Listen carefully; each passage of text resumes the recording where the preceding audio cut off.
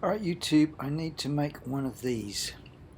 It's a shim and it's made from some fairly tough sheet stainless steel. I could do a lot of cutting, filing, fettling, drilling and deburring because it burrs horribly, this stuff.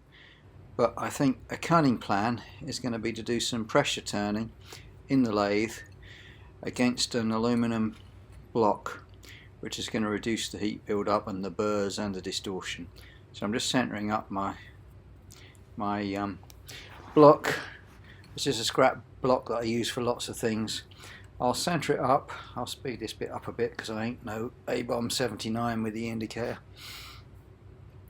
And once I get that centered, I'll just face it off and leave a little boss in the middle, and you'll see the purpose of that in a minute. So I won't bore you with me indicating the block in, but that looks good there. It's within a thou or two, plenty good enough for this job. In fact, it's within half a thou. And just going to come in there. I've got vibration on the camera here, but don't worry, we rescued it for the money shot. I'm going to face this and I'm going to leave a little boss in the middle there, and my piece of stainless, which I've quickly cut out from sheet with a plasma cutter and drilled a hole in the middle, is a nice tight fit on that boss. So I can swap to a live center instantly like that in the tailstock. I hope you can see that. And for pressure turning, what I'm going to do, make sure that boss is slightly less tall than the material is thick. Pop that on there, just slide that. There's a piece of material with a center hole in it that I had made up for something else that does this job very well. Snug up the tailstock, just give it a spin and put a little pressure on it. Don't need to go crazy, just take light cuts. Now that vibration is back again, but I'm going to use some cutting oil. I'm going to take light cuts and I'm just going to clean up the OD from where it was plasma cut. I have already knocked the recast off with the grinder. I'm just going to clean up the OD there. And again, you do have to use light cuts. I do have to get rid of being stainless, I have to get rid of the damn stringy chips every so often. Okay, it's cleaned up. Just get rid of any plasma cutter distortion. I'm going to take a measurement there. I can't remember what I'm looking at. It's like, I'm looking for like 3175, I think, something like that. And hopefully there'll be a bit more to come off. Can get this to focus you. Maybe I was looking for 3075. Yeah, I hope I was looking for 3075 because that's what I've got without it cleaned up. I think that was a lucky escape there. Okay, now I'm happy with the way that went, because turning against that aluminium block, I let the tool just run through. On turning the OD, I let the tool run through and just cut into the aluminium block a little bit. I've got very little burr, and this stainless is normally horrible, particularly in sheet form, for pushing away from your tool and just leaving a big burr. Really razor sharp, nasty stuff it is. Like the stringy chips, they're like razor wide. You just don't want to get near them. Some people hate stainless machining. I don't mind it, but you do have to be careful of the burrs and the chips. Now I'm just trying out a tool here. I don't have a trepanning tool purpose ground, but I have found this old, it was originally just a regular turning tool. It's been ground down for a lot of things, but it's had a lot of clearance ground on it to go inside an internal diameter, so it's a good candidate to come up with something that will go through this material and form the ID of my shim. Once the thing is trepanned, I've got no way of holding it, so I've got one shot at this. So I need to just make sure I get the internal diameter right, but I think we can find a way of doing that. I'm just jiggling the tool in and out and round about and looking for, making sure I've got clearance everywhere. It's going to work. I'm just going to line the tool with the OD that I've turned and wind it into the ID that I zero the DRO and wind it into the ID that I require. I'm going to do some relief on this tool so that I've got enough room. I'm just going to take it to the grinder and touch it off. See how it looks in a second there. Alright, give myself a bit more clearance there. You focus, you give myself a bit more clearance to work past the pressure plate that I'm using. Crude, but it will do the job. I'm just going to make a mark. I'm going to wind the DRO in to the dimension that I want. Wind the compound into the dimension that I want. I'm going to make a mark and I'm going to measure it and just make sure that I get this ID right. Because like I say, once the thing is trepanned through, there's no way I can hold this shim to remachine the ID. So I've got one shot, so I'm just taking a little time here. I'll bring you back in a second. Alright, I'm going to make a mark with the sharp point of the tool and just measure it with the calipers just as a double check, and then that will give me a reference. Then I'm probably going to take this tool and just grind it, take that sharp point off and grind it so it looks more like a trepanning tool. Alright, so I'm off to the grinder. I've been to the grinder and I've put a kind of a blunt end on it, and you saw my error there. My plate stopped turning. The beauty of having that centre boss is that it's still on centre, or very nearly. I think it did move a few thousandths there. I can see some run out, but I'm going to retouch this tool on the grinder and have another crack at this because something's a little bit amiss here. It's not cutting quite as I would like it. Right, I had another grind and I made some clearance behind, and I'm still catching something there. I'm just going to go really slowly. I'm looking through the camera as well. I think I'm going to have one more go at grinding this, really honing and perfecting this tool. I don't know, it's starting to make a chip now. I think I might be... Right, no, while it's making chips, I'm going to just persevere, I think. Do I take it to the grinder again? Now let's add some cutting oil and just persevere, because I think it's probably going to find its... swine. It's probably going to find its way through here if I'm just going carefully. Trick is just a bit like parting, just to keep a tiny bit of pressure on so it's just barely making a chip, and but don't put so much pressure on that you stop the thing from rotating. I think we're getting there. It's just being delicate, I think, and going through. We'll cut to the end now, to the money shot, and squeaking a bit, but we are about to hopefully break through. And if it comes off with minimal amount of burring and distortion, I'll be happy. I'm going to keep going. I'm not going to let up the pressure. I'm just going to keep going. Yes, that's what we like. Rough, clean, and there isn't a giant burr on the back of that, so I'm happy. Now, what I did miss was a golden opportunity when I started that cut to put a tiny chamfer on the ID, which I wanted, but a few minutes with the Dremel is going to sort that, and a little bit of handy burring with some sandpaper on the OD is going to get me right where I want. To say, I didn't, because I was turning against that aluminium backing, I didn't get a big burr as I went through with the trepanning tool, which was nice. Anyway, we call that success on phase one. I'm just deburring the outside there while I put the Dremel on the go. Seemed easier than anything else, and then a quick a quick rub with some fine paper and Scotch-Brite and just good to go. And I'll show you what I wanted it for in a second.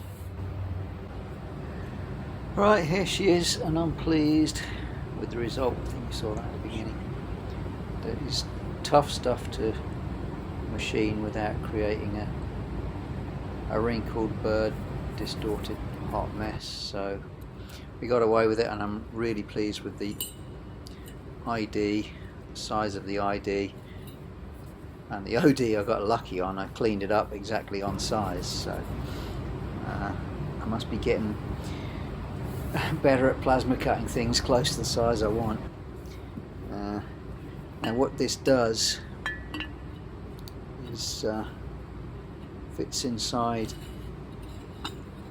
between these two parts. What happens with these is the bearing surface wears away, and eventually you get a foul between that boss with the red paint on it there, which I'm holding between my thumb and finger, and the top of the housing, and it becomes very difficult to move. So this stainless shim just kind of makes up for that eroded bearing surface. Now what I want to do is put this in the lathe and clean up the worn surface there, this surface here, just so it's square with the, or flat and square with the bore again, or square with the OD again in this case. Alright, so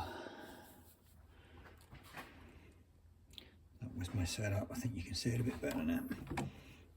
That was a tool, and that was probably once just a high-speed steel regular turning tool.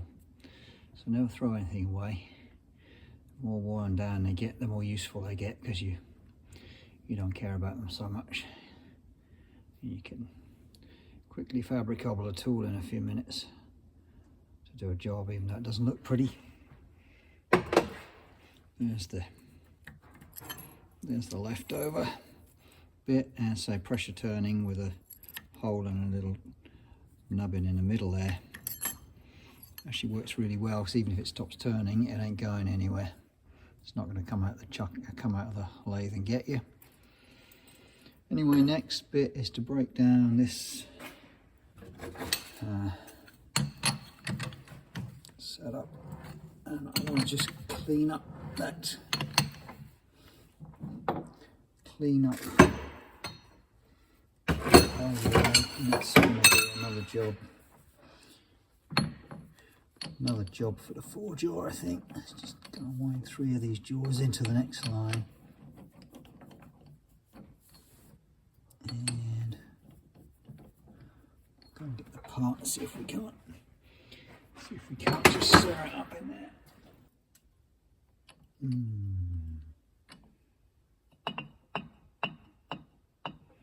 Why don't I like the feel of that?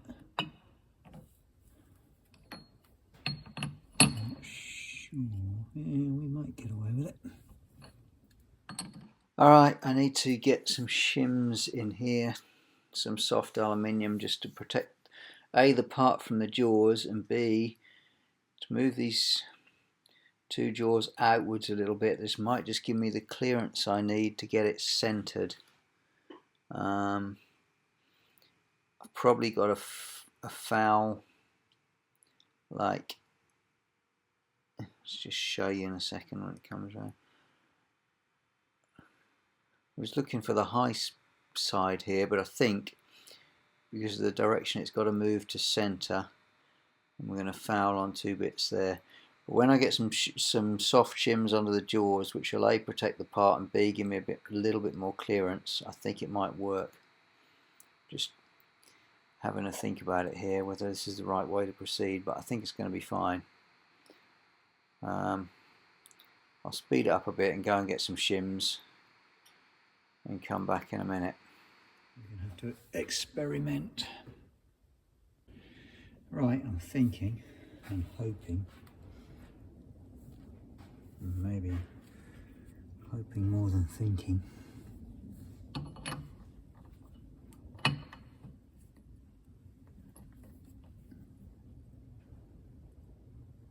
You would, wouldn't you?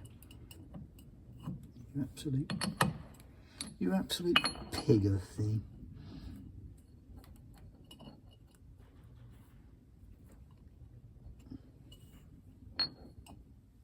What I'm hoping is that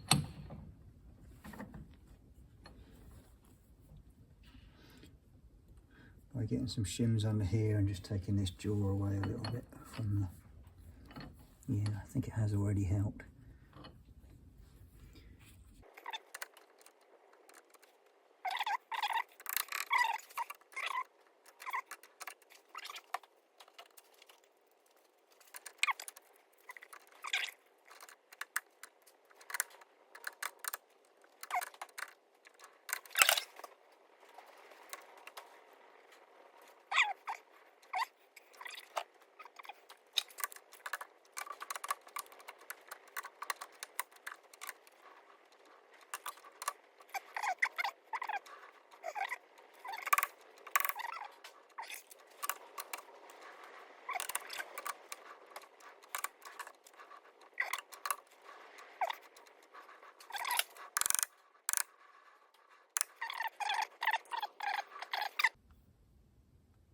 Alright, got some more shims in, and I'm just gonna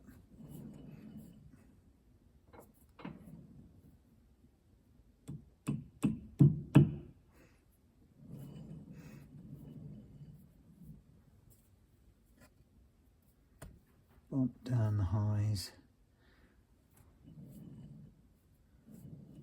Where are we? High there.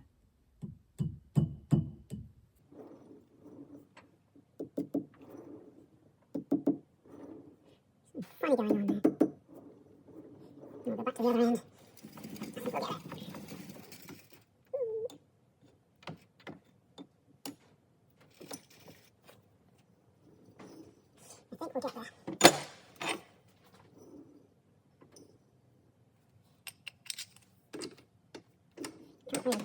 Can't really bear down hard on this thing. It's going to squash it, but I can just probably don't aim from careful. It's a little bit weird happening. It's just take it gently in small increments. Not trying to avoid getting tighter and tighter. Oh, we're getting there.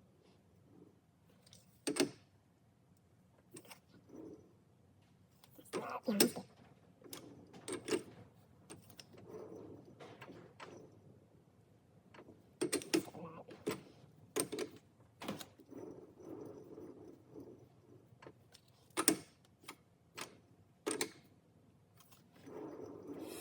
Come back to the other end, see if that'll bump in a bit now. There's something a little bit funny going on here, just make sure that this centre is not touching.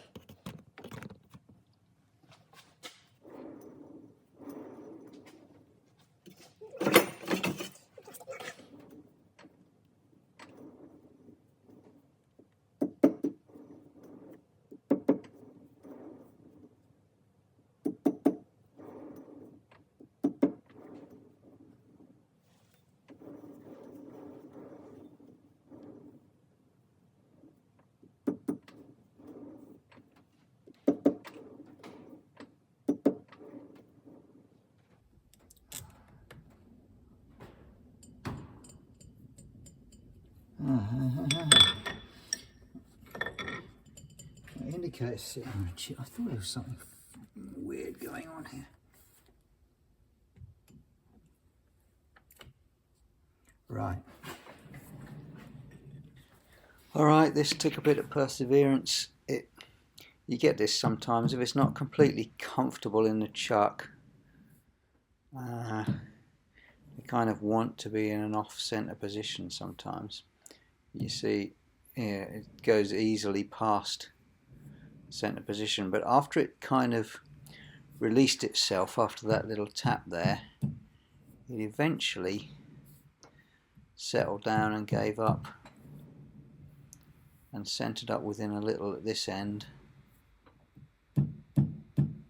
after a few little knocks. Sometimes you just have to persevere, sometimes you have to stop and break down your setup. Go for it again, but this did come in and I don't know, they have this habit, some things of wanting to go past centre all time, but this eventually came in within the roundness accuracy of the casting. It was a real irritating one though. But that's good there, you like that.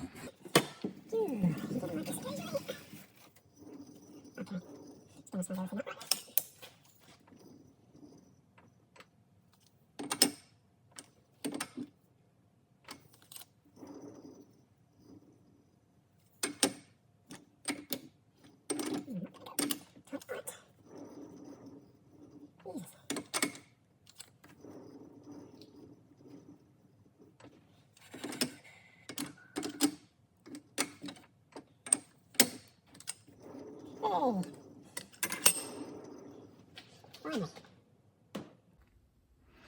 Right, so I was originally planning to put a steady here, but I've only just got to touch this surface, and I'm comfortable with that being tight enough in there. So we're going to just go in, we're going to take 20 thou just off here, leave a tiny radius in the corner, and we're good to go. Alright, sorry guys, but the lathe vibration is about to screw with my camera again. Right. I'm just going to set up this tool. It's a DNMG tool with it's the 432, I think, with the larger nose radius, but that's the kind of radius that I want in my corner here. I want to get in there. Notice that jaw which is hanging out. I'm just rotating everything by hand because that is going to get very close to the saddle, but it does clear. You're going to see just a vibrating mess here. Sorry about that. I'll have to sort out my camera mounting arrangement. But I'm just going to touch off in the corner and very, very carefully make this face true with the OD, or perpendicular to the OD, I think would be the correct term there. So I'll do that carefully. Bring it back in a second. It didn't take much to clean it up, maybe 20 thou, and that's all I needed to do.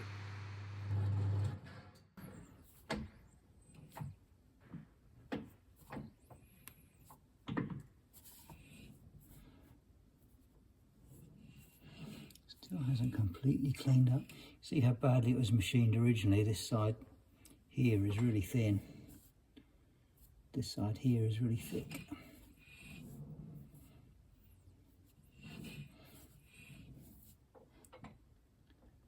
And we're cleaned up there. I'm getting an interrupted cut because of the off-centeredness, but I also haven't quite cleaned up there. Just one more little pass. And we're going to clean up.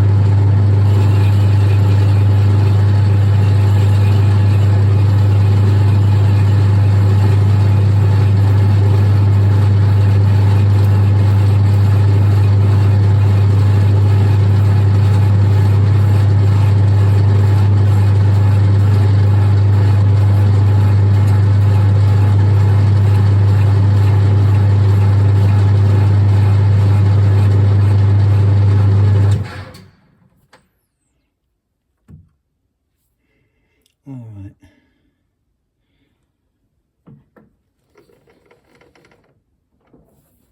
Mistake number one, I scratched my paint.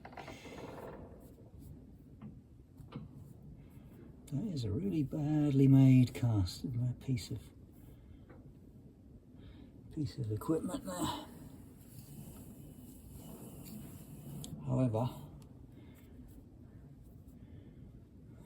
I think we're going to be able to make the best of a bad job here.